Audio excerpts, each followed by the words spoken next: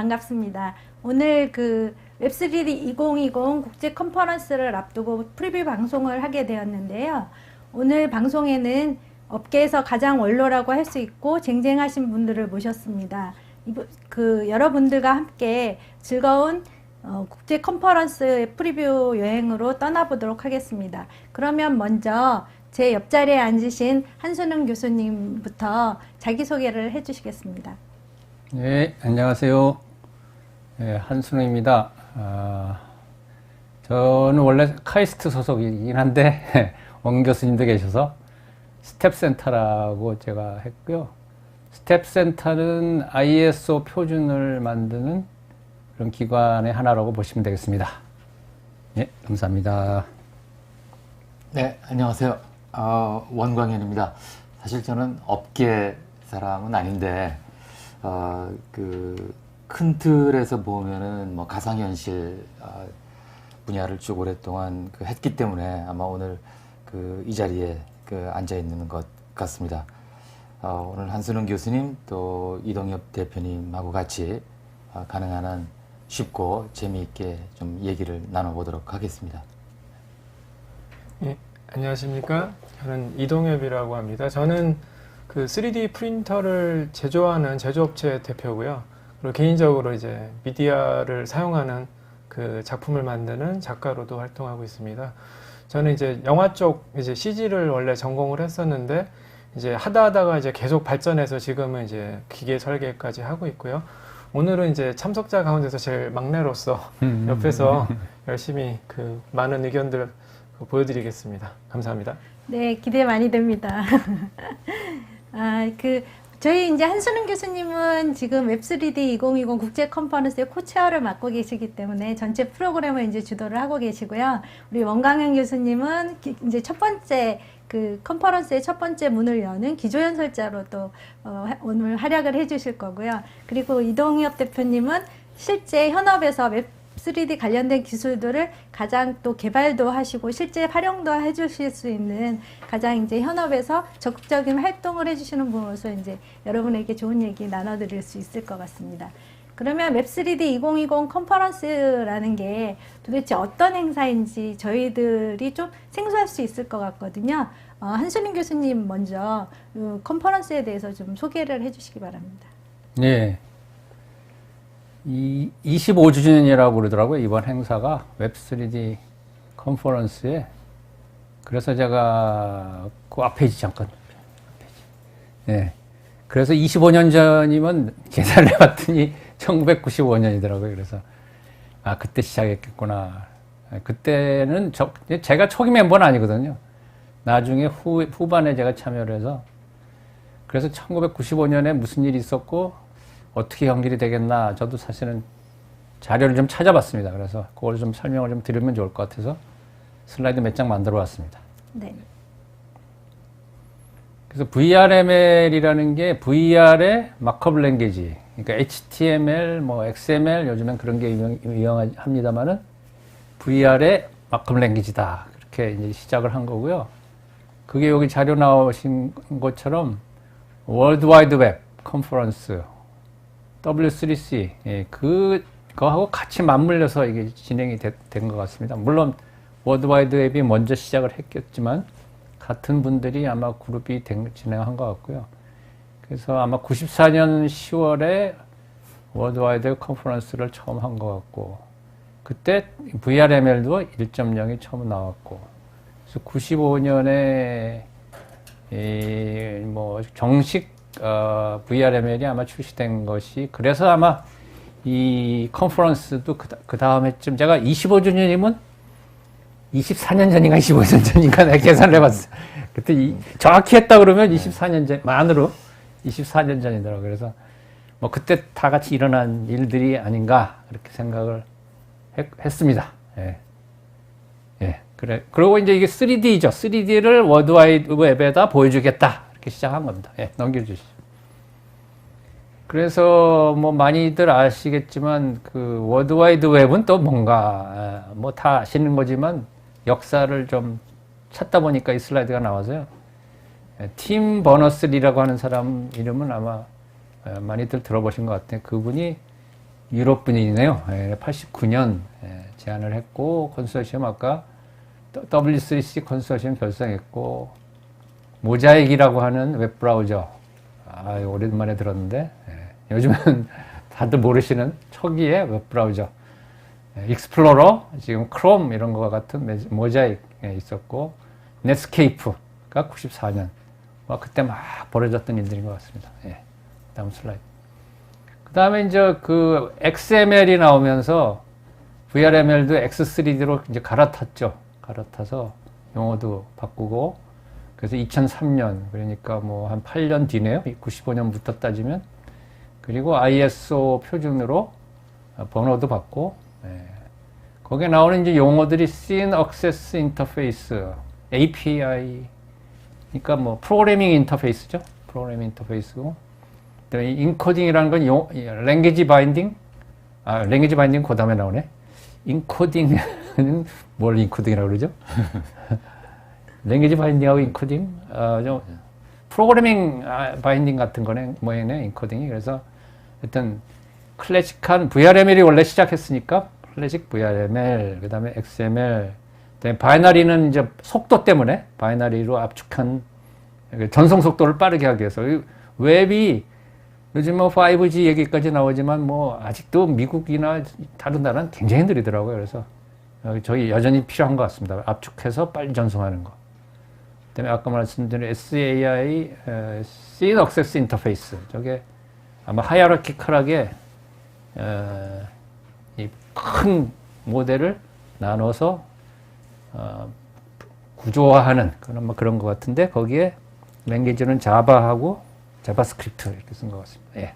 단가요? 그래서 이거는 뭐 기술적으로 이 현재 시스템이 어떻게 구성되나 하는 걸 보여주는데 뭐 웬만한 소프트웨어들 다 이런 비슷한 구조인데요. 하드웨어 맨 밑에 하드웨어 오퍼레이팅 시스템, 오픈GL. 근데 이제 그 위에부터 조금 달라지죠. 그래서 왼쪽에는 브라우저라는 것이 아까 뭐 넷스케이프 뭐 이런 얘기들이 나왔는데 www지만 X3D를 위한 브라우저가 따로 있고요. 근데 오른쪽에 이제 웹젤이 요즘에 스마트폰이 오면서 유명해진 그런 거고 그 위에 지금 뭐 어플리케이션들이 올라가는 그런 구조가 되겠습니다.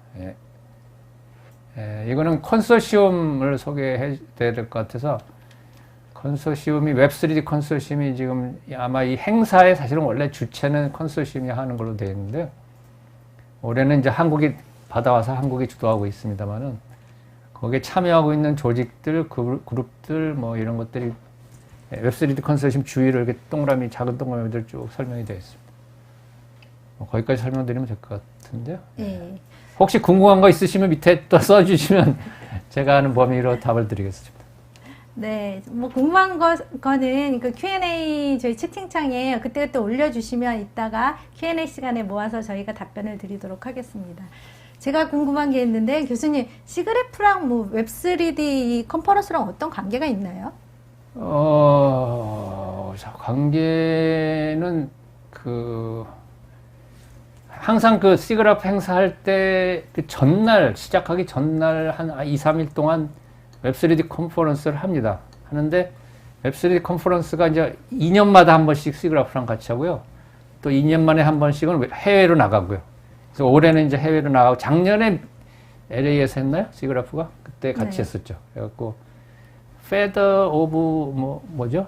뭐 있죠? 그 시그래프 같은 관심 있는 사람들끼리 모이는 그 BOF라고 해서 BOF인가? 네, Birds of Feather. 맞아.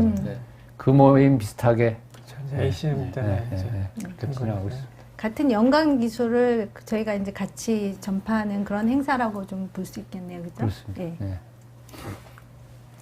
다음은 저희 웹3D 2020 컨퍼런스 이제 기조연설 첫 번째 문을 열어주신 원광현 교수님 진짜 어렵게 모셨거든요. 요번에 이제 국정감사 받으시고 며칠 안 되셨는데 여기 또 나와주셨습니다. 어떤 발표를 해주실지 굉장히 기대가 되는데요. 뭐 짧게라도 이제 본방에서도 물론 들어야 되겠지만 오늘은 맛보기 정도만 조금 해주시면 좋을 것 같습니다. 네, 일단 키노트의 기회를 주신 또 한순은 교수님, 또 웹3D 컨퍼런스, 또 이 운영하시는 분들, 또 기획하시는 분한테 감사드리고요. 사실 솔직히 말씀드리자면은 키노트에서 무슨 얘기할지 아직 정하지 못했습니다. 네. 이게 평생을 뭐 그냥 그 당일치기 해온 인생이기 때문에 이번에는 미리 준비하자고 했는데 역시 뭐 그렇게 되지 않는 것 같습니다. 아무튼 나이 들면은 그 얘기하고 싶은 게 다 옛날 얘기인 것 같아요. 그래서 이번에도 또 나이 든 사람으로서 또 옛날 얘기하는 건 또 하나의 특권일 수도 있고. 그래서 이 웹3D가 25년 전인 1995년에 그때 이제 시작했다라고 하는데, 그래서 저는 이제 그 VR 그 연구를 1990년부터 시작했습니다. 그리고 그 연구하면서 뭐 나름대로 이제 꿈이 있었어요. 그 중에 하나가 그 당시 지금 아까 한선은 교수님 말씀하시다시피 그때 그 마침 그 모자익, 넷스케이프를 비롯한 월드와이드 웹이 막 나왔었거든요. 네. 근데 월드와이드 웹은 뭐 지금도 그렇지만 그 당시도 주로 텍스트 위주고 가끔 이제 사진이 인베드 될 수 있는 그런 정도의 이제 구조였습니다. 액티브엑스는 아예 없었고, 제 꿈은 야, 굉장히 정말 멋있는 시스템이다. 전 세계 모든 사람이 쉽게 인포메이션을 다 이렇게 그 공유할 수 있다. 근데 그 인포메이션이 불행하게도 텍스트와 이미지에 국한되어 있더라. VR 하는 사람 입장에서는 저기다가 3D를 인베드 시키면 얼마나 좋겠는가. 당연히 이제 그런 생각을 하죠. 그러니까 그 당시에 이제 웹3D라는 용어는 없었지만은 어쨌든 그 당시에 이제 학생들하고 같이 지금 한선은 교수님 말씀하시는 그 넷스케이프라고 하는 웹 브라우저에다가 3D를 인베드를 시켰습니다. 네. 네, 그래서 그 웹에서 그 창을 열고 그 창에서 3D로 내비게이션하고 인터랙션 할 수 있게끔 만들었고, 가장 먼저 그 테스트 해본 것이 저희 그 연구실, 실험실을 그대로 3D 모델링 해가지고 그 웹페이지에다가 인베드 시켰어요. 그리고 실시간으로 저희 학생들을 그 랩에서 연구하고 있는 학생들의 아바타를 다 집어넣어서 일반인들이 저희 랩 홈페이지에 들어와가지고 그 3D 그 윈도우를 열면은 저희 학생들, 즉 학생들을 대신하는 아바타와 채팅할 수 있게끔 그 만들었습니다.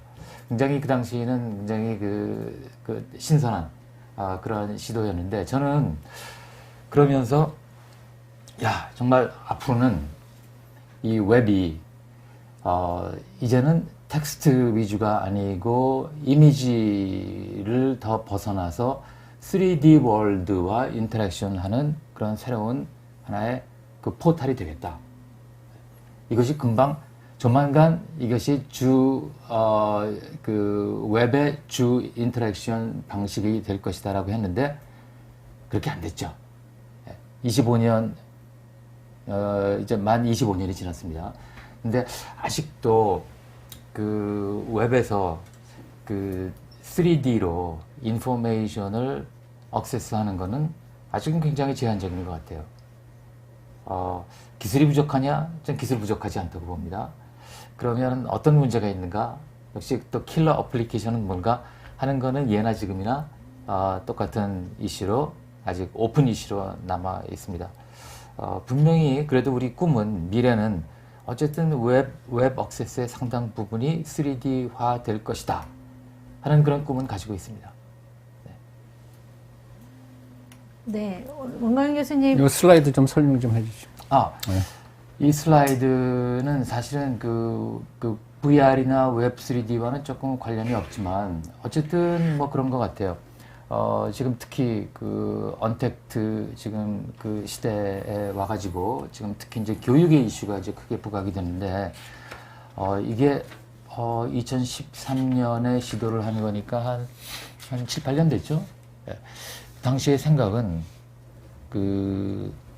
대한민국의 어떤 한 분야를 특히 이제 뭐 공학 분야라고 하죠. 공학 분야에 석학 교수님들을 다 모으면 버추얼 상에서 전 세계에서 가장 아주 제일 유명한 대학은 하나 버추얼하게 만들 수 있을 것이다.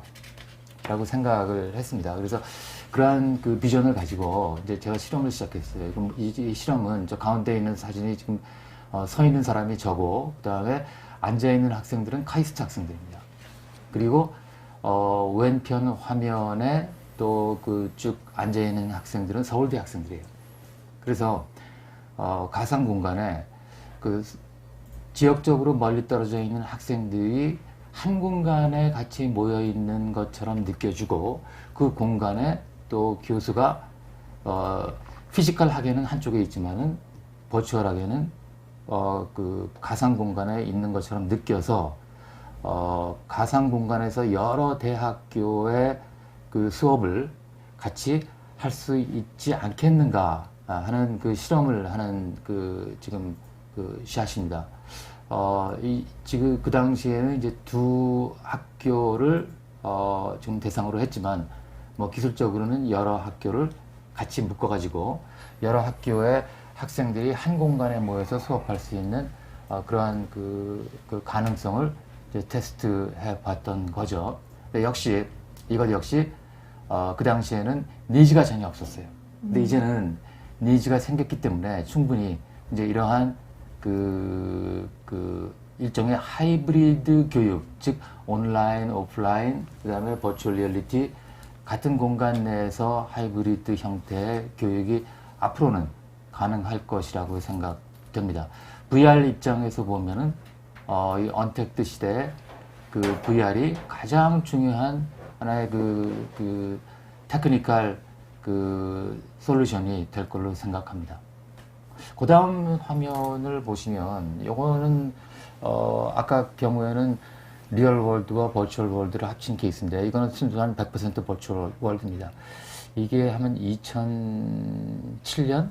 그러니까 한 13년쯤 전 얘기인데, 제가 수업을 하다가 이런 생각이 들었어요. 왜 수업을 꼭 실시간에 그 실제 공간에 모여서 해야 되는가? 그래서 학생들한테 우리 이제부터 그 실제 공간에 모이지 말자. 수업에 안 와도 좋다. 그 대신 그 당시에는 그 세컨드 라이프가 상당히 유명했습니다. 아마 세컨드 라이프 기억이 있으실지 모르겠어요. 그 3D 그 버추얼 월드인데, 그 지역적으로 떨어져 있는 여러 사람들이 한 가상 공간에서 같이 모일 수 있는 그런 서비스였습니다. 그 세컨드 라이프에다가 저희 그 캠퍼스를 하나 만들고, 그 캠퍼스에 그 렉처 룸을 하나 만들어 놓고 거기서 수업을 그 몇 차례 시도를 했습니다. 근데 출석은 불러야죠. 그래서 제가 어느 날 저희 그 3D 캠퍼스에다가 그 온라인으로 학생들을 다 초대를 하고 출석을 불렀습니다. 제가 그 벤치를 하나 이렇게 마련해 놓고 각자 본인의 아바타를 다 거기에 와서 앉아라. 이걸로 그 출석을 대신하겠다. 출석 체크를 대신하겠다 한 적이 있습니다. 이걸 역시 뭐 그 세컨드 라이브 역시 그 VR이 한참 그 유행할 때 잠깐 반짝했다가 사라진 것 같아요. 그런데 앞으로 또 저는 VR에 또 르네상스가 또 올 걸로 봅니다. 그렇게 되면 그 교육뿐만이 아니고 뭐 의료 서비스, 뭐 그 여러 종류의 엔터테인먼트, 또 예술 행위, 이러한 것들이 다 가상 공간에 흡수될 것으로 기대를 합니다. 그 세컨드 라이프가 지금 회사가 잘 있나요? 아니면 잘 되고 있어요? 잘은 안 되지만 여전히 그래도 나름 그 활용하거나 이용하는 층이 그래도 많이 있습니다. 이게 기술이 뭐 어떨 때는 또 막 그 전파가 되다가 또 어느 순간에는 조금 소강 상태로 갔다가 어느 순간에 또 다시 이렇게 그 점프업 되는 시점이 있는 것 같아요. 그래서 VR도 또 이제 약간 소강 상태로 가다가 지금 이제 코로나 시대를 맞아서 앞으로 막 무궁무진한 또 성장 가능성을 보여주지 않을까. 네, 네, 사실 뭐 VR만이 아니고 네. 모든 뭐 디지털 기술이 다 그렇죠. 네. 뭐 인공지능만 해도 뭐 몇 차례 또 업앤다운이 있었고 분명히 지금은 또 다운 시기로 또 들어가고 있다고 저는 생각합니다. 벌써요? 네. 학문적인 입장에서 네. 네. 어플리케이션은 조금 다른 얘기입니다. 저희가 아까 이제 제가 웹3D의 뭐 정의라든지 이런 거는 앞부분에서 잠깐 얘기를 했기 때문에 이거 저희 웹3D 컨퍼런스의 메인 화면이거든요. 그래서 이런 내용을 가지고 저희가 컨퍼런스를 진행할 거다 이렇게 보여주는 화면이고요. 그러면 오늘 본격적으로 이제 웹3D 관련해서 어떤 기술 트렌드가 있는지 그리고 실제 산업 분야에서는 어떻게 사용이 되고 있고 또 사용될 것인지 이런 거에 대한 얘기들을 좀 나눠봤으면 좋을 것 같은데요. 이동엽 대표님이 이제 산업 현장에서 가장 많이 좀 접하고 계시고 기술 개발도 잘 하고 계시니까 좀 여러 가지 소개해 줄 게 많을 것 같습니다. 지금 웹3D가 사실은 역사가 이제 오래됐습니다. 그래서 이제 뭐 웹에서 3D가 돼라고 이렇게 의아하신 분도 계시겠지만 이미 사실은 굉장히 오랫동안 존재해 왔고 어떻게 보면 이제 히트를 못 친 거죠, 그동안은. 근데 히트를 못 친 데는 여러 가지 이유가 있겠습니다만 이제 마켓에서도 이제 특별한 니즈가 없었고 업계에서도 그렇게 뭐 투자를 많이 한 건 아니지만 그래도 학계에서는 끊임없이 이제 계속 연구를 하셨던 거죠.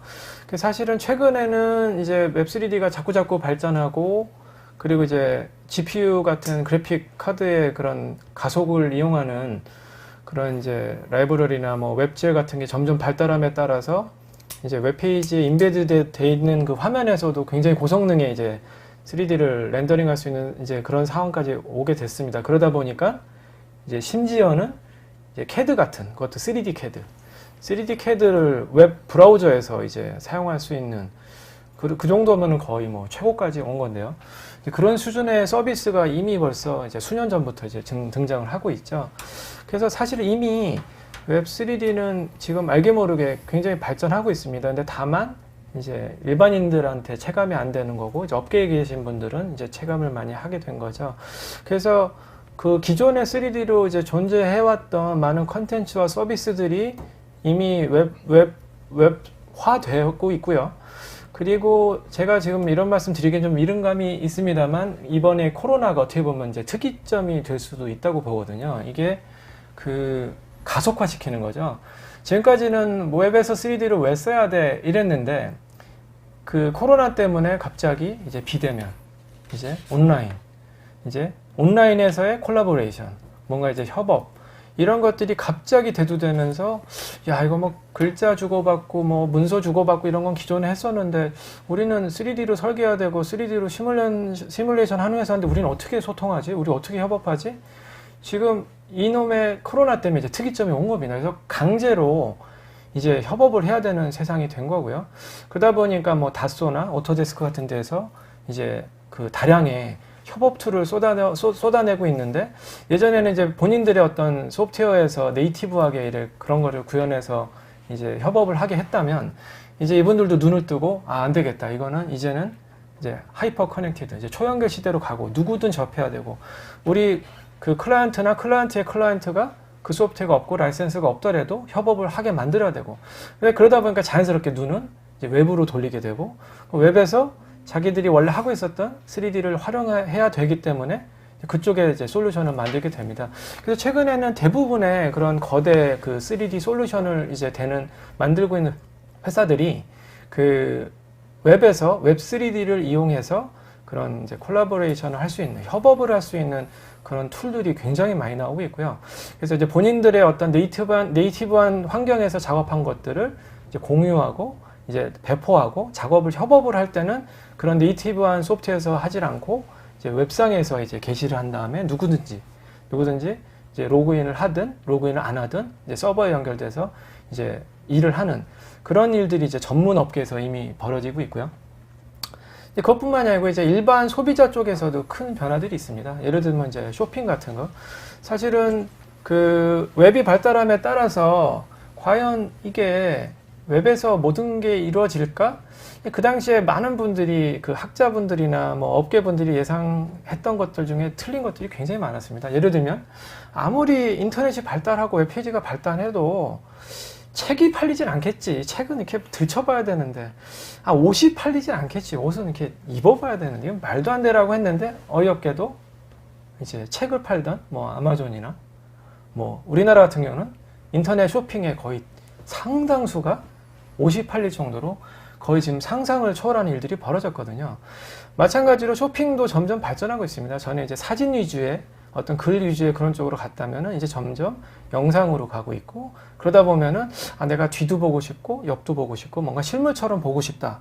그래서 3D로도 가고 있고, 이제 증강현실로도 가서 이제 브라우저나 스마트폰을 이용해서 이제 현실의 공간에다가 뭐 배치를 해보고 그 상태에서 돌려보고 이런 일들이 이제 벌어지고 있는 거죠.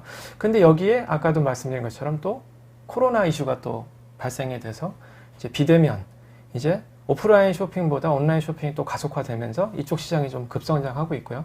그러다 보니까 지금 많은 이제 분야에서 이제 일반 웹에서도 일반인들, 일반 컨슈머들, 일반 소비자들, 일반 유저들, 전문직이 아닌 그런 분들한테 이제 3D를 이용한 어떤 쇼핑이나 아니면 엔터테인먼트나 이런 이제 시장이 이제 급성장하고 있습니다. 그래서 이제 과거에는 어플리케이션에서 이제 벌어지고 있던 일들이 웹으로 옮겨지고 있고, 그래서 과거의 어플리케이션이기 때문에 못했던 것들이 사실 웹이기 때문에 가능한, 예를 들면 뭐 쇼핑을 하기 위해서 어플리케이션을 설치하세요 그러면 설치 안 하겠죠. 그렇지만 이제 웹사이트를 방문해서 쇼핑하려고 그러는데 거기서 뭐 가상으로 뜨고 3D로 뜨고, 그런데 뭐 플러그인을 설치하는 것도 아니고 어플리케이션을 켜는 것도 아니라면은 이제 굉장히 이제 가속화될 그럴 가능성이 있습니다. 그래서 지금 시점이 어떻게 보면 그 학계에서 굉장히 많이 기술을 개발해 놓으셨는데 그런 것들을 이제 실제로 쓸 수 있는 그런 시점이 된 게 아닌가 생각을 합니다. 네, 뭐 이동엽 대표님 아주 재밌게 요즘 뭐 쇼핑몰이 성장하니까 이 웹3D 관련된 기술들도 실제로 이제 꽃을 활짝 피울 것 같다라는 의견 주셨는데요. 또 뭐 원광인 교수님은 뭐 다른 관점에서 또 얘기해 주실 만한 게 있으실까요? 네, 아까 제가 얘기한 대로 웹에서 3D 서비스를 가능케 하자는 거는 좀 오래된 꿈이었죠. 네. 근데 아직 안 되고 있습니다. 아마 제가 볼 때 가장 큰 이유는 뭐 그건 것 같아요. 그러니까 인지적으로 볼 때 그 컴퓨터 화면은 어쨌든 2D이고 영상이고, 그 화면 너머에 3D 모델이 존재하죠. 결국 3D 모델이 있더라도 그 유저 입장에서는 3D 모델이 프로젝트된 이미지를 보게 되죠. 근데 그 이미지가, 즉 3D 모델이 프로젝트된 이미지와 또 직접 사진을 찍은 그 이미지와는 퀄리티 차이가 납니다. 네, 그렇기 때문에 그 퀄리티 때문에 특히 그 온라인 쇼핑 같은 데서 이 3D 웹 3D 같은 서비스가 잘 제공이 안 되는 거라고 저는 봐집니다. 그래서 아직도 일반인들이 3D를 받아들이기에는 아직까지도 가야 될 길이 상당히 멀다. 저는 그렇게 생각이 됩니다. 네. 또 한수림 교수님은 이제 산업 현장에서 또 이런 것들 많이 접하고 계시잖아요. 네. 예, 그래서 또 해주실 얘기가 굉장히 많을 것 같은데. 요 뭐 밑에 이 슬라이드에 잘 정리가 다 돼 있는 것 같긴 한데요. 예. 그 요즘에 제가 이 웹 3D나 하여튼 3D 활용 쪽에서 보면 스마트 시티 그쪽이 많이 굉장히 활발하게 하시는 것 같고, 여기 스마트 도시라고 써놨네. 건설 건축 뭐, 예. 그다음에 또는 뭐 스마트 제조, 예, 그런 얘기들 많이 하시고요. 무인 자동차 얘기는 사실 여기는 없긴 없는데, 그것도 결국은 이미지를 가지고 뭐라 그래, 사진 센서라고 해, 카메라 센서라고 그러나? 예. 그 부분이 굉장히 많은 역할을 하는 것 같습니다. 그리고 속도 문제도 있죠. 충돌하기 전에 빨리 뭘 인증해야 되니까 그런 쪽으로도, 그러니까 3차원 환경에 우리가 충돌을 방지하려고 그러면, 예, 그게 3차원 모델이 안 되더라도 3차원적으로 인식을 해서 뭔가 대피를 해야 되니까요. 결국은 3차원이고요. 그래서 그런 쪽으로 막 가고 있는 것 같고. PDF라고 하는 우리 문서 자주 열어보실 것 같은데 그 안에도 지금 3D PDF라고 그래갖고 그러니까 PDF 문서 이렇게 글씨가 막 나가다가 그림이 나오는데 그 그림 속에 있는 3차원 물체를 이렇게 저렇게 돌려볼 수 있게 되고 그런 행사들이 막 지금 진행되고 있어서 뭐 이 사용하시는 분마다 접하는 속도가 조금씩 다릅니다만은 그런 기술들이 굉장히 빠르게 여러 사방에서 진전되고 있다 이렇게 말씀드리고 싶습니다. 제가 이제 디지털 트윈 얘기를 많이 하잖아요. 요즘 뭐 디지털 트윈이 굉장히 이슈가 되고 있고, 근데 실제 이 웹3D하고 디지털 트윈은 어떤 연관관계가 있다라고 볼 수가 있을까요? 일단 디지털 트윈이 이제 모르시는 분도 아직 많이 계신데 그 영어로 되어 있는 이제 단어랑 거의 비슷합니다. 그냥 그 디지털로 이제 쌍둥이를 만드는 거거든요. 예를 들면은 요즘 이제 디지털 트윈이 이제 도시 계획이나 그 뭐 이제 땅 속에 매몰되어 있는 어떤 그런 수도나 이제 전기 같은 그런 그 관거 시스템을 이제 관리하는 그런 수단으로도 많이 쓰이고 있고요. 그리고 심지어는 이제 디지털 트윈이 이제 디지털 휴먼으로 발전해서 사람을 이제 그 쌍둥이로 만드는. 근데 이제 관건은 이제 디지털화 시켜서 이제 데이터를 그대로 이제 복원하는 겁니다. 근데 이제 왜 이런 것을 하느냐? 이제 이쪽은 이제 뭐 쇼핑 같이 뭐 물건을 사기 위해서 이런 수준이 아니고요. 이제 이쪽에는 이제 데이터, 그러니까 물론 용도에 따라 다르긴 합니다만 일단 데이터를 비주얼라이징 해야 되겠다, 시각화 해야 되겠다라는 그런 이슈가 있습니다. 예를 들어서 이제 가장 많이 쓰이고 있는 디지털 트윈이 이제 도시 개발이나 이제 그런 광고 시스템이나 이런 어떤 그 기반을 플랫폼이나 이런 기반을 이제 관리하고 이제 운영하고 시뮬레이션 할 때 많이 쓰이는데 예를 들어서 쉬운 예를 말씀을 드린다면은 이제 어떤 그 동네나 골목에서 이제 사람들이 움직이는 동선의 문제점이라든지 아니면 시내에서 자동차들이 운영이 되는데 이게 원활하게 교통이 잘 이제 순환이 되는지 뭐 여러 가지 이런 것들을 지금도 뭐 지도 베이스로 해서 인공위성에서 촬영하고 항공 촬영해서 뭐 그걸로 트래킹하고 해서 여러 가지 분석도 하고 이제 화면에 표시도 하고 있습니다만 이제 이런 거 이제 한계가 온 거죠. 전에는 2D로도 충분했습니다. 그냥 이미지 띄워놓고 지도 띄워놓고 아 지도가 이렇게 돼 있으니까 이렇게 해야지. 근데 여러분들도 이제 내비게이션 사용해 보시면 아시겠습니다만 이제 무슨 이렇게 고가도로로 올라간다든지 아니면 사거리가 이렇게 고가와 고가 아닌 게 막 겹쳐 있고 막 이렇게 2중 3중 된 도로들이 있습니다. 그러면은 지도 띄워놓고 보면은 도대체 이쪽에서 지금 오는 차가 갑자기 지도에서 사라졌다 저쪽 나타나는데 2D니까 이제 그게 안 되는 거죠.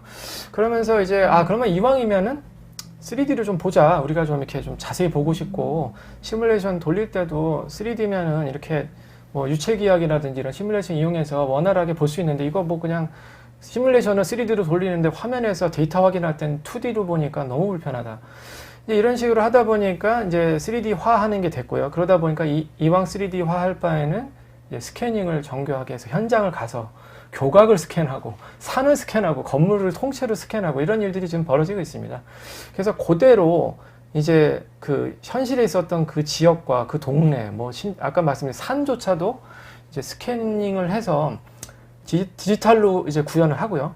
그 디지털로 구현해 놓은 그 안에서 이제 각종 센싱된 데이터나 각종 벌어지는 것들을 이제 3D로 보게 됩니다. 그러면 관리자 입장이나 학자 입장이나 여러 입장에서는 굉장히 용이합니다. 왜냐하면 내가 돌려볼 수 있고 뒤도 볼 수 있고 실험도 해볼 수 있고 왜냐하면은 현장에 가서 내가 신이 아닌 이상 갑자기 차를 멈추라고 할 수도 없고 갑자기 뭐 이 길을 막을 수도 없지만 이제 컴퓨터상에서는 그렇게 그런 것들이 다 가능합니다. 근데 여기도 마찬가지로 기존에 이제 전문 소프트웨어들이 있었죠. 그래서 전문 소프트웨어에서 이런 3D로 하고 이런 것들이 많이 발전됐습니다만 이제 역시나 그때만 해도 이제 소수의 어떤 이제 그런 분들만 접촉을 할 수 있었고 그렇기 때문에 이제 이게 발전하기도 굉장히 이제 힘들었던 거고요.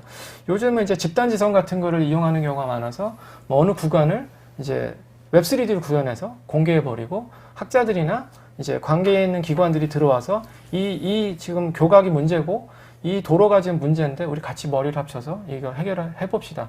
이런 거를 서로 공포할 때도 뭐 특별한 어떤 데이터나 어플리케이션을 이용하는 것이 아니고 웹3D로 이제 공개하고 인터페이스도 다 웹 기반으로 만들어서 거기서 수치도 넣어볼 수 있게 해주고 이런 쪽으로 해서 이제 현실에서 있었던 일들을 이제 가상의 공간으로 이제 옮겨오는 일들이 지금 폭발적으로 늘고 있고요. 디지털 트윈 같은 경우는 이제 관공서나 이제 기업 같은 경우도 이제 대기업에서 이제 그런 이제 큰 플랫폼, 큰 뭐 지역 개발 이런 쪽을 하고 있습니다만 이런 것들이 발달하다 보니까 최근에는 이제 디지털 휴먼까지 가게 돼서 어떤 현재 존재하는 사람을 복제해 놔서 이 사람을 엔터테인먼트적인 어떤 산업에도 이용을 할 수 있고 이거를 상품화도 할 수 있고 이런 식으로 점점 이제 발전하고 있습니다. 그래서 그 전문 업계에서는 사실은 데이터를 3D로 시각화를 해야 된다는 점이 사실은 해도 되고 안 해도 되고보다는 거의 이제 필수로 가고 있고요. 그래서 디지털 트윈이 이제 그 중에서도 굉장히 이제 중요한 어떤 그런 건물 전체, 동네 전체를 옮겨와야 되는 그런 이슈들이 생기고 그것을 굉장히 많은 어떤 그 장소에서 접촉을 해야 되고 연결을 해야 되다 보니까 이제 웹 기반으로 하는 것이 가장 용이해서 글로 또 가고 있고요. 그리고 이제 AI도 이제 비슷한 맥락입니다. AI 빅데이터도 이제 예전에는 막대 그래프, 뭐 이제 선 그래프 이런 걸로 다 어느 정도 봤죠. 그래서 뭐 이렇게 데이터가 구성되어 있구나. 근데 사실은 AI가 되면서 빅데이터 되고 양이 넘쳐나다 보니까 이제는 2D 베이스인 이미지만 가지고는 데이터를 표현하는데 한계가 있거든요. 그럼 저 뒤에 있는 데이터는 뭔데? 그러면 얘 멀다는 의미가 도대체 그럼 옆에 있는 얘하고는 2D상 먼 건 알겠는데 우리는 이 먼 거 말고 다른 값을 가지고 또 이 깊이를 설명하고 싶은데 그럼 어떻게 해야 되는데 이런 이슈들이 계속 생기다 보니까 이제 빅데이터 쪽에서도 AI 쪽에서도 이제 3D 비주얼라이제이션이 이제 발전하고 있죠. 근데 마찬가지입니다. 여기서도 이제 특정 어플리케이션을 떠나려면은 이제 울면서라도 웹 3D를 써야 되는 상황이 된 거고 그쪽에서도 굉장히 큰 이슈가 있다고 할 수 있습니다. 다른 분들은 네. 또 더 네. 말씀 네, 있으실까요? 사실은 이제 그 시대마다 똑같은 개념이 이제 용어는 바뀌는데 사실 이제 그 디지털 트윈이라는 말이 이제 그 유행하기 전에 또 우리는 이제 미러 월드라는 또 그 단어를 썼습니다. 결국은 리얼 월드에 있는 것을 그대로 모델링을 3D 모델링을 해서 그 사이버 스페이스에다가 그 넣자. 그리고 그것을 내비게이션하고 인터랙션 하자는 것이 이제 미러 월드였고 뭐 기본적인 개념은 똑같다고 봅니다. 다만 최근에 이제 디지털 월드 디지털 트윈은 조금 더 프랙티컬한 측면에서 좀 그 용어가 좀 더 정리된 것 같고요. 디지털 트윈도 지금 현재는 이제 상당 부분 그 시각적인 데이터 위주로 이제 디지털 트윈을 구축을 하고 있는데 사실은 그 유 대표님 얘기대로 시각 데이터만이 아니고 그 시각 데이터의 그 비주얼한 것, 그 내면에 또 여러 가지 또 피지컬 또 인포메이션이나 또 abstract 인포메이션이 또 인베드가 되어 있습니다. 뭐 예를 들면 뭐 건물에 도시에 또 그 전선이 또 다 그 인베드 되어 있고 하수도, 상수 또 그리고 건물에 또 예를 들어서 또 에너지를 얼마만큼 소모하고 에너지 또 얼마만큼 또 그 생성해내는지 모든 데이터들이 다 그 인베드가 될 수 있겠죠. 그리고 또 물론 그 피지컬한 것에서는 또 어떤 그 건물의 재질 뭐 같은 것도 다 사실은 그 디지털 트윈에 구축하는 그 대상 중에 또 하나의 요소가 될 수 있습니다. 또 최근에는 그 공학 쪽에서는 예를 들어서 지금 그 핵 융합 에너지를 만들어내기 위해서 그 핵 융합 그 에너지 플랜트를 구축하기 훨씬 이전에 이걸 시뮬레이션을 해봅니다.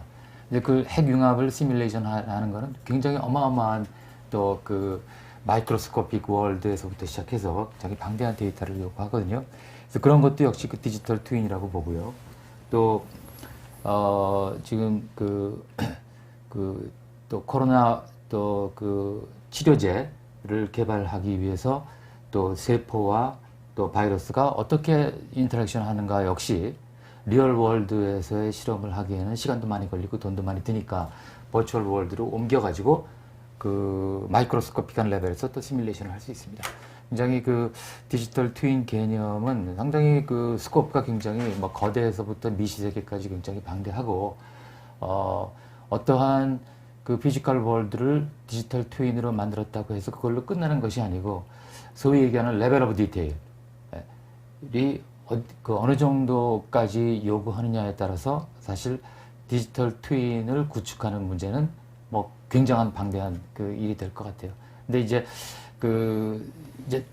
특히 이제 4차 산업혁명 시대가 기본적으로는 그 피지컬 월드와 버추얼 월드 간의 두 개의 또 심바이오시스를 형성하는 것이 가장 4차 산업혁명의 그 키 이슈다라고 본다면 디지털 트윈과 리얼 월드와의 인터랙션 그거 두 개를 잘 활용해서 새로운 사회를 구축하는 게 또 우리의 앞으로의 또 큰 이슈라고 봅니다. 예, 저도 요즘에 디지털 트윈을 좀 공부하고 있어서요. 이번 행사에 그 디지털 트윈 워크숍을 하나 제가 추진하고 있습니다. 그래갖고 IUC라고 이제 이름은 붙었는데 인더스트리 유즈 케이스 원래 이제 그런 타이틀로 매년 행사를 했었기 때문에 서브 타이틀을 디지털 트윈을 넣었고요. 다음 주죠? 다음 주말 13일 날이 금요일 날 마지막 행사 날인데 그날 오전 9시에서 12시까지 하고 또 저녁 5시부터 8시까지 그래 두 번 나눠서 워크숍 합니다. 이게 시간이 이렇게 나눠진 게 아침 오전에는 미국 사람들하고 하고 있고요. 행사 시간 이게 시간대가 이 콘티넨트마다 시간이 달라서 그다음에 저녁 5시부터 8시는 유럽 사람들하고 그렇게 해서 두 개 시간 그룹을 나눠서 행사를 하고 있습니다.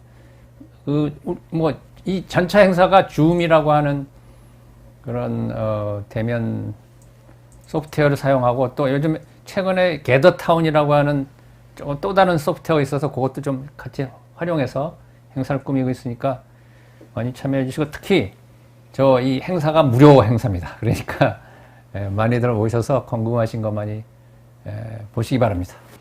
이게 무료 행사라고 하셨는데요. 평소에 저희가 이제 코로나 전에 웹 3D 컨퍼런스들을 하면 이제 외국으로 가야 되잖아요. 그리고 등록비도 내야 되잖아요. 등록비가 도대체 얼마였습니까?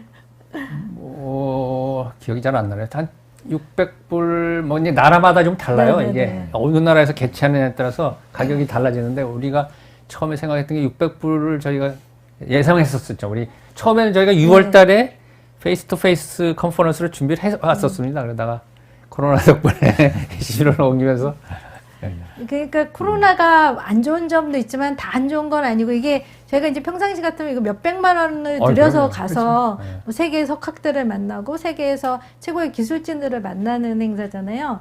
그러려면 몇백만 원을 투자했어야 되는데 온라인에서 손쉽게 이제 접할 수 있는 거거든요. 그래서 이런 기회에 영어가 되신다면 아무래도 그런 장벽은 있을 수 있겠지만 그거 좀 극복하시면서 들어보면 아마 재밌는. 요즘에 실시간 번역기 없나요? 있죠. 그런 거 쓰면 될 것 같은데. 오류는 이성의 있습니다. 특별히 팁을 좀 주시면 실시간으로. 이 재밌는 네. 얘기인데요. 사실은 이제 영어로 이제 기술 발표하면 다들 이제 들어보시기도 전에 많이 겁을 내시는데 네. 중요한 거는 이미 기술 용어는 다 영어입니다. 네. 저희가 뭐 만날 때도 아까도 뭐 레벨 오브 디테일, LOD 뭐 이런 거는 게임 업계에서도 많이 쓰는 얘기거든요. 그래서 저 멀리 있는 괴물이 왜 이렇게 로우 폴리건이지? 그럼 LOD 때문에 멀리 있는 거는 로우 폴리건, 가까이 있는 하이 폴리건. 그러니까 사실은 이미 한국 사람들도 전문 업계가 아니더라도 영어를 많이 쓰고 있거든요. 그래서 실제로 이런 데 와서 이렇게 들어보시면 아는 단어가 많이 튀어나옵니다. 그래서 그냥 아는 단어만 연결해도 알아들을 가능성이 굉장히 높고요. 그리고 이렇게 어디 가서 이렇게 일반 농담 따먹기 하는 영어가 더 어렵고요. 오히려 이런 전문 용어 중에 자기가 들어본 게 있다 그러면 그런 식으로 접근하시면 오히려 저 영어도 더 느시고 그리고 트렌드 같은 거 그런 거 확인하시는 데도 굉장히 많이 도움이 될 것 같습니다. 네. 이번 웹 3D 컨퍼런스는 이제 지금 한선웅 교수님 말씀대로 온라인 상에서 이제 특정한 텔레컨퍼런스 소프트웨어 가지고 진행이 되잖아요. 기본적으로는 화면 가운데 PPT가 뜨고 그다음에 발표자가 조그맣게 또 뜨고 다른 사람들은 조그만 창으로 이렇게 얼굴들이 쭉 나오는 그런 형태인데 사실 웹 3D가 조금 활성화가 되면은 웹 3D로 웹 3D 컨퍼런스를 할 수 있으면 좋겠어요. 그렇게 되면은 실제 그 모든 참석자는 자신들의 아바타를 가지고 그 사이버 스페이스 상에서 참석을 하고, 그 다음에 그것을 또 참석하는 사람 입장에서는 자기 자신의 그 뷰포인트에서 그 컨퍼런스 베뉴를 그 마음대로 다니면서 인터랙션도 하고 또 발표도 듣고 뭐 식사는 같이 못하겠지만 네, 사실은 그 컨퍼런스에 또 그 참석하는 가장 큰 의미 중에 하나가 뭐 어떤 새로운 지식의 섭취도 있지만은 참석자들과의 그 대화와 또 소통과 뭐 또 그런 것도 상당히 크거든요. 그래서 이 웹3D로 하면 좋겠다, 그런 네. 생각을 해봅니다. 네.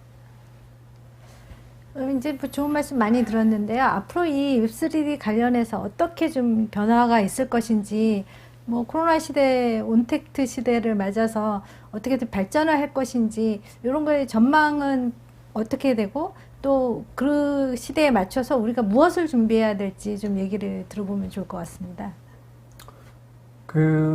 지금 이제 제가 아까도 이제 특이점 말씀드리긴 했습니다만, 사실은 웹3D에서 뭐 물건을 보여주고 뭐 이런 것도 사실 정말 옛날부터 있었거든요. 그래서 그때도 될 것 같이 다 얘기했지만 안 됐습니다.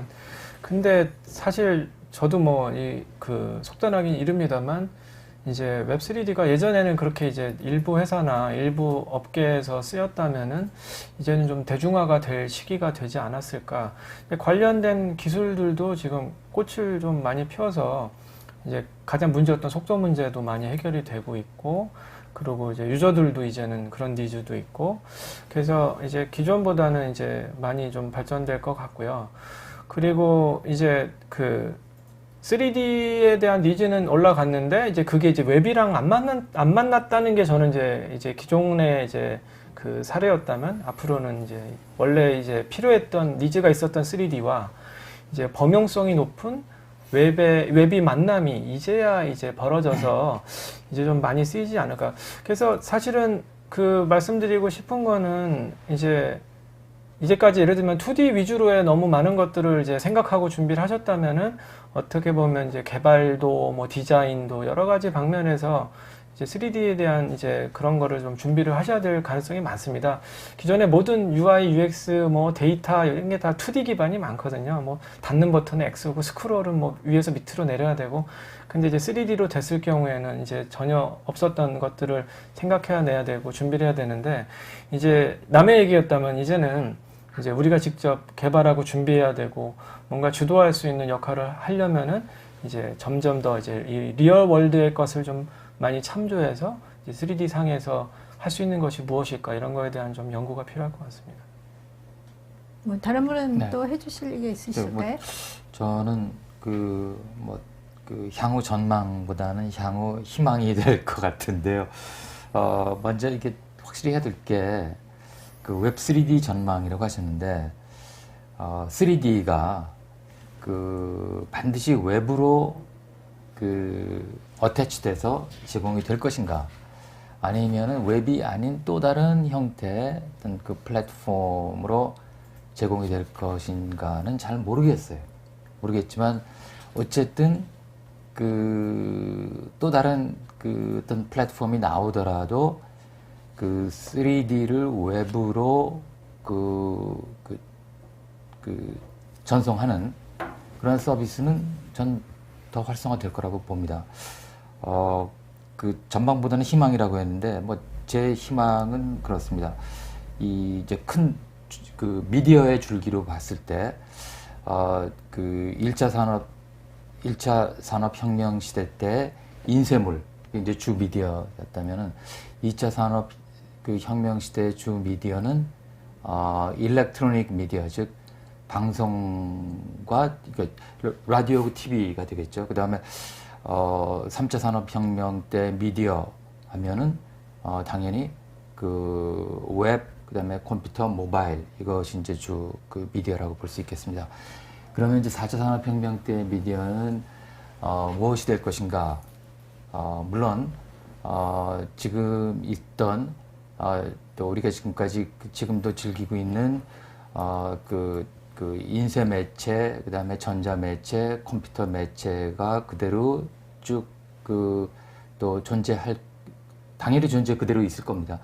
근데 거기에 덧붙여 가지고 VR 기술이 활용된 그 또 다른 새로운 형태의 그 미디어가 나오기를 희망을 합니다. 이제 그렇게 되면은 저는 그런 그 새로운 미디어가 그 일반 가정에 어떤 형태로 제공이 될 것인가를 보면은 어쨌든 지금 그 거실에 TV가 옛날만큼의 위상은 가지고 있지 못하지만 역시 TV라고 하는 것이 그 TV가 말 그대로 그 텔레비전 아니에요? 그러니까 멀리 있는 세계를 끌어오는 건데 그것이 아니고 버추얼 비전 형태로 발전하면서 그 TV가 일종의 VR을 제공해주는 하나의 그 새로운 그 가정용 단말기가 되지 않을까. 이제 그렇게 되면은 그 콘텐츠는 지금의 어떤 그 클라우드가 지금은 인포메이션 클라우드인데 앞으로의 그 클라우드는 그 인포메이션만이 아니고 그 체험 전체를 그 제공해주는 클라우드, 즉 익스피리언스 클라우드라는 형태로 존재해서 그 클라우드에서 그 가정에서는 그 TV가 아닌 그 버추얼 비전, 그러니까 VB 형태로 제공이 되고 또 그 스마트폰에서는 또 역시 또 다른 형태의 그 3D 서비스가 그 제공이 되고 하는 것이 제가 볼 때는 앞으로 그 제 그냥 희망이라고 볼 수 있을 것 같아요. 네. 우리 시간이 됐으니까 예, Q&A로 Q&A로 넘어갈까요?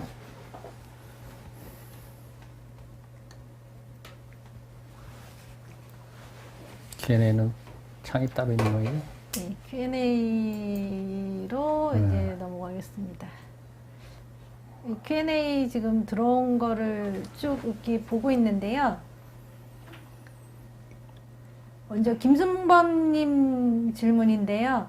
너무 초보적인 질문이라 죄송합니다. 프린터하면 팩스, 이메일, 도면 등 A4, B3, A3 용지처럼 프린터 용지, 문서, 도면 등으로 인쇄해내서 문서로 사용하게 하는데 3D 프린터는 전시회 등에 가서 보면 제품의 모형을 만들어내는 것을 봤는데 매스컴 보도를 보면 실제 제품도 만들어내는 것으로 이해됩니다.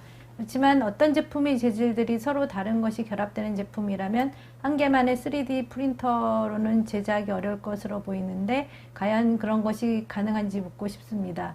몰라서 그런데 웹3D와 그냥 이야기하는 3D 프린터는 전혀 다른 것을 의미하는 것인지요? 이렇게 질문하셨습니다. 3D 프린터에 대한 얘기는 네. 또 전문가가 계시니까 이동엽 대표님. 네. 예. 일단은 직접적인 연관이 있는 거 아니에요? 간접적으로 영향이 있으니까 간단하게 일단은 대답을 드리겠습니다. 일단 프린터 중에서 이제 그 재질이 다른 여러 재질을 섞어서 이제 뽑을 수 있는 프린터가 존재하고요. 그런 걸 이용하면 이제 서로 다른 재질을 이용해서 하나의 이제 제품을 만들게 되죠. 근데 이제 저희가 말하고 있는 웹3D는 보통은 이제 그 모니터 화면에서 또는 눈에 이제 VR 이제 헤드업 HUM 헤드업 마운트 디스플레이 같은 어떤 그런 그 시각적인 거를 주로 얘기하고요. 근데 이쪽에서도 이제 그 화면에서 웹3D로 어떤 오브젝트를 보고 누르면은 이제 3D 프린터로 뽑히는 이런 쪽 분야도 지금 활발히 연구를 하고 있습니다. 그래서 그럴 경우는 지금 말씀하신 것처럼 재질까지 웹3D에서 정의가 돼서 그 화면에서 보던 걸 누르면은 막 여러 가지 재질이 섞여서 뽑히고 그런 것도 지금 활발히 연구되고 있으니까 나중에 아마 기다리시면 그런 것들도 볼 수 있을 것 같습니다. 네. 질문을 처음 옛날 거부터 이제 답을 드려야 되는 거 아니에요? 요즘 최근 뭐네. 네, 뭐 많지 않은 것 같아서 네. 위부터 해도 상관없을 그래? 것 같습니다. 위 아래부터 할까요? 네. 네, 여기 아래는 안녕하세요. 네. 네. 마인크래프트. 그 저걸 얘기하죠. 뭐 그 예, 미래형 여기- 온라인 교육에 예. 위에서부터. 웹3D가 어떻게 활용이 될 수 있는지 사례를 들어서 설명해 주시면 감사드리겠습니다. 네. 우리가 교실에서 교실이라고 하는 제한된 공간에서 배우는 것이 일상화되어 있지만은 어떤 경우에는 밖에 나가서 또 그 배우는 것이 더 효과적일 때도 있죠. 그래서 그걸 뭐라고 하죠? 필드 트립. 이거 우리말로 하면 뭐가 되죠? 그 현장 실습. 현장 실습을 가게 됩니다. 그래서 현장 실습은 바닷가로도 가고 또 뭐 산으로도 가고 또 미술관으로도 가고 박물관 가고 하는데 만약에 웹 3D가 그 활용이 된다면은 우리가 박물관에 직접 피지컬하게 가지 않고 박물관의 3D 그 박물관을 방문할 수가 있습니다. 그러니까 선생님이 아이들을 다 끌고 그리고 각 아이들은 각자 집에서 그 박물관에 들어올 수가 있겠죠. 그렇게 해서 선생님의 그 인도에 따라서 박물관을 다니면서 더 현장 감각이 훨씬 더 큰 그런 교육을 받을 수 있을 것입니다. 사실 이렇게 해서 보면은 교육이 어떤 공간의 확대라고 볼 수 있고 조금 더 나가면 시간적인 확대도 가능하죠. 옛날 르네상스 시대 때는 어땠는가? 역시 가상현실에서 시계를 거꾸로 돌려서 옛날 그 르네상스 시대로 들어가 볼 수가 있습니다. 이렇게 하면은 이 웹 3D가 시공간을 그 개념을 깨고 확장된 시간 공간에서 교육을 받을 수 있을 걸로 기대를 합니다. 네, 다음 장옥경님 질문인데요. 웹 3D 발전이 더 빨라지려면 어떤 기술들이 같이 발전이 되어야 할까요? 네. 이 부분은 뭐 아까 그 네. 미래 얘기랑 연결될 것 같은데 저는 네. 그 스마트폰 때문에 많이 이게 발전이 될 것 같다는 생각이 들어서 그 한 10년 전에 그 온디맨드 서비스라나 비디오 온디맨드 요즘에 그 유명해진 회사가 뭐죠? 온디맨드 비디오 서비스 하는 회사. 넷플릭스요? 넷플릭스. 네. 그거가 되려면 10년 전 얘기입니다. 3 Mbps의 속도가 돼야지만 인터넷 속도가 3 Mbps가 돼야지만 온디맨드 서비스가 가능해질 거다 그랬었어요. 근데 요즘에 지금 5G 되면서 이게 기가빗 얘기를 합니다. 3가 아니라 그러니까 거의 300배죠. 300배 정도 빨라져서 요즘에 저 지하철 타면 한 90% 사람들 스마트폰 보면서 보고 있고 그 중에 한 또 반 이상은 무슨 텔레비 영상 같은 걸 보고 있더라고요. 그래서 그런 게 완전히 포퓰러돼서 이 속도하고 스마트폰. 제가 제 업무가 최근에 그 노트북에서 하던 일이 지금 스마트폰으로 계속 옮겨오고 있거든요. 그래서 이 스마트폰이 모든 일이 이제 이쪽으로 옮겨오면서 3D도 분명히 더 같이 갈 거다 이렇게 생각이 들고요. 하나만 더 말씀드리면 이 퀄리티 아까 얘기를 말씀하셨는데 센서 데이터들이 워낙 이게 좋아져서 센서들이 IoT란 말을 많이 쓰는데요. 사실은 비전도 이 센서고 또 아까 우리 스캐너도 센서거든요. 그 센서 데이터로 올라오는 그 정보가 너무 빠르고 너무 이 5G 속도로 오기 때문에 이 무인 자동차도 가능해졌지만 아까 걱정하신 퀄리티 문제도 굉장히 빠르게 올라갈 거다 이렇게 생각하고 있습니다. 예. 제가 볼 때 기술적으로 굉장히 여러 가지 이슈들이 있는데 그 한 세 가지만 드릴게요. 첫 번째는 모델링 이슈. 어떻게 하면은 굉장히 그 짧은 시간에 그 다음에 저렴하게 그 3D 월드를 그 사이버 스페이스로 옮겨 놓을 수 있겠는가. 모델링 이슈가 있고요. 그 다음에 두 번째는 인터랙션 이슈가 있습니다. 인터랙션 이슈는 사용자 입장에서 그 실제 세계를 내비게이션하고 실제 세계에서 그 생활하는 건 하나도 어렵지 않지만은 가상 세계에서 인터랙션하고 내비게이션 하는 거는 굉장히 서툽니다. 방법이 마땅치가 않아요. 그건 3D 게임을 하시는 분들은 굉장히 이걸 효과적으로, 굉장히 직관적으로도 내비게이션 하시는데 일반인들은 그렇지 못합니다. 그래서 3D 월드와 인터랙션 하는 굉장히 효과적인 방법이 있어야 되고요.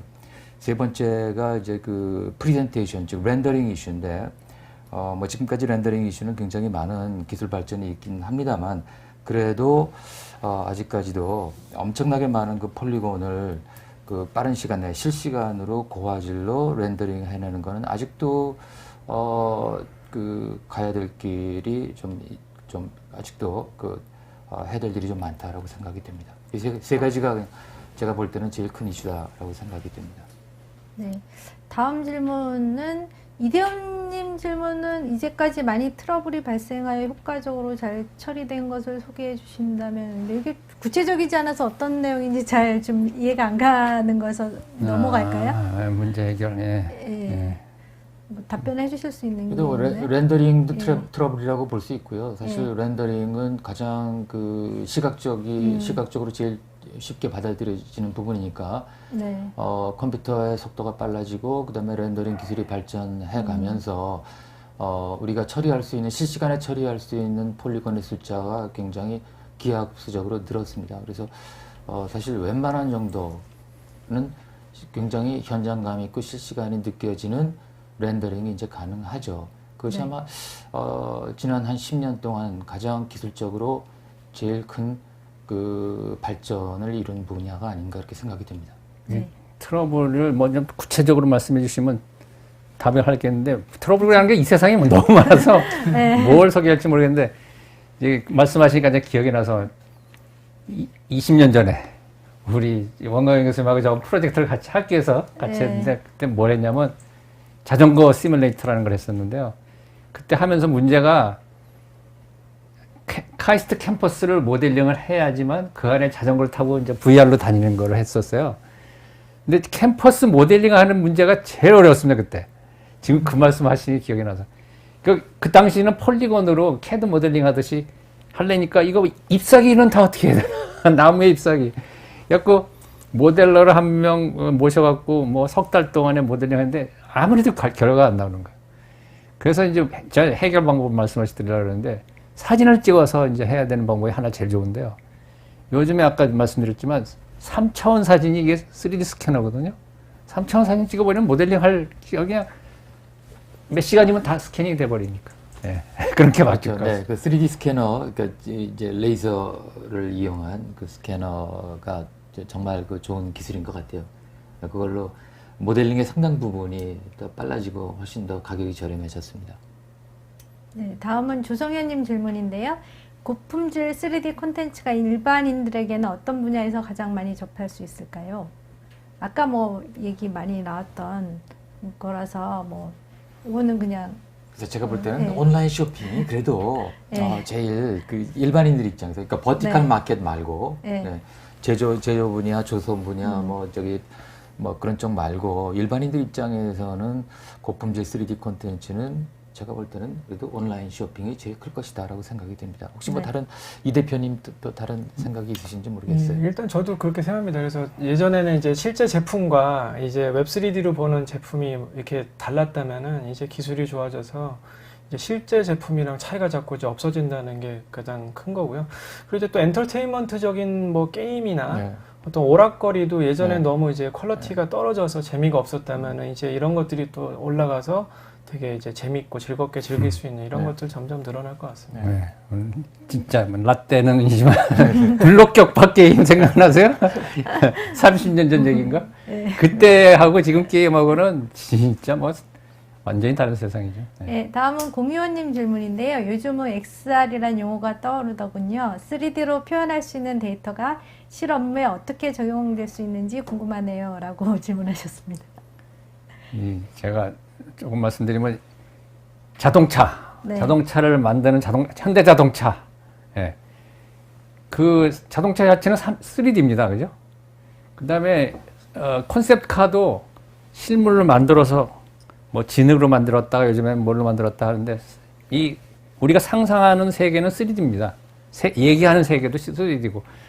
그런데 그걸 옛날에는 도면으로 만들어서 2차원으로 해서 공장에서 그걸 가지고 다시 또 3차원 모델을 만들었거든요. 원래가 3차원 세계인데. 그래서 이 모두가 처음부터 끝까지 다 3D로 진행이 될 수 있다고 시작할 때부터. 아마 그렇게 될 것 같아요. 지금 많이 그렇게 됐고요. 그러니까 제가 잘 아는 자동차만 얘기해서 드렸고 뭐 그렇지만, 예, 다른 세상도 다 그렇게 갈 거라고 저는 봅니다. 현실 세계가 3D고 그거로부터 시작해서 뭘 가지고 만들어내고 뭐 어떻게 하는 것이다. 예, 다음은 방금민님 질문인데요. 3D를 도입할 경우 과연 어느 정도의 입체감과 현실감을 구현해낼 수 있다고 보시나요? 제가 이제 감히 말씀을 드린다면 요즘 기술이 이제 현재 이제 지금 기술이 앞으로 나올 기술이 아니고 지금 현재의 기술만 가지고도 소름이 끼칠 정도로 굉장히 현실감 있는 기술 구현이 가능합니다. 예를 들어서 뭐 이제 리얼 월드, 우리 현실 세계를 똑같이 만들면 만들수록 이제 리얼하다고 하지 않습니까? 현실 세계에서 벌어지는 어떤 이런 빛의 효과라든지 이제 재질의 효과라든지 이런 것들을 이제 학문적으로 이제 피지컬 베이스드 렌더링, 피지컬 베이스드 쉐이더, 그래서 이제 PBS, PBR이라고 하는데 이런 것들이 예전에 웹3D에서 안 됐습니다. 왜냐하면 속도가 느리고 이제 라이브러리 한계가 있었는데 이제 요즘은 이런 것들도 이제 되거든요. 그래서 그런 걸 통해서 무언가 이제 가상의 3D를 봤을 때 이제 너무나 진짜 같이 보여서 이제 사람을 예를 든다면 사람 이제 솜털, 또 역광을 받았을 때 귀가 빨개지는 이런 서브스캐더링, 뭐 설페이스 같은 SSS라는 이제 특수 효과인데요. 이런 막 빛이 투과돼서 귀가 빨개지는 효과, 이런 것들이 지금은 이제 3D 상에서 되는 그런 시대입니다. 그래서 이제 만질 수는 없지만 시각적으로는 거의 현실하고 이제 구분이 점점 힘든 그 정도의 기술까지 왔다고 보시면 될 것 같습니다. 예, 다음 손종환님 질문인데요. 초연결 세계란 용어는 범용으로 사용되는 개념인가요? 예, 저희 주제에 이제 초연결 세계라고 나와 있어서 이런 질문을 하신 것 같아요. 주제를 정하신 한수는 하셔야 될 것 같아요. 요즘에 초연결 사회라는 말을 많이 하잖아요. 네. 그거는 영어로 번역하면 뭐가 되니까 초연결 사회는 하이퍼 커넥티드 소사이티죠. 네, 네. 뭐 이미 많이 대부분 사람들 알고 있는 들은 단어인 것 같은데. 네. 근데 사실은 거기에는 이제 걱정이 좀 있죠. 그 초연결 사회 하면은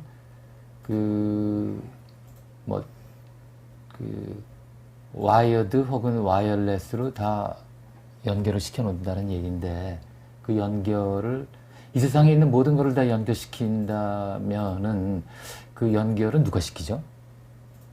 결국 인간이 하는 거 아니에요. 그죠? 인간이 우리가 그런 초연결 사회를 혹은 초연결 세계를 인간이 만들어내는데, 거꾸로 재미있는 거는 그렇게 만들어낸 초연결 그 사회 자체가 인간도 거기에 일부분 아니에요. 그죠? 그러니까 우리도 초연결이 되는 거죠. 그렇게 되면은 어딘가에 알고리즘이 조금 바뀌면은 또 인간의 네트워크 자체가 바뀌는 그런 상태가 이제 되죠.